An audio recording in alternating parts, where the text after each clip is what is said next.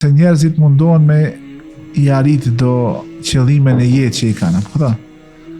E këtë pejgamberi sa shumë mirë ne ka shpjeguar në një hadith ku thot: angazhohu me atë që të bën dobi. Dhe kërkon ndihmën e Zotit dhe mos u trego i paaft, mos u trego i pafuqishëm. Ti nëse e ke dhënë maksimumin, edhe je mundu në mënyrë të lejuar të arrish atë çka e ke qëllim. Thot një dietar, çështjet në këtë dunja, punë në këtë dunja, janë dy lloje. Diçka që bëhet, nëse është diçka që bëhet, që ka mundësi me u bë, atëherë mos u ndal. Përdore çdo mënyrë të lejuar për të arritur.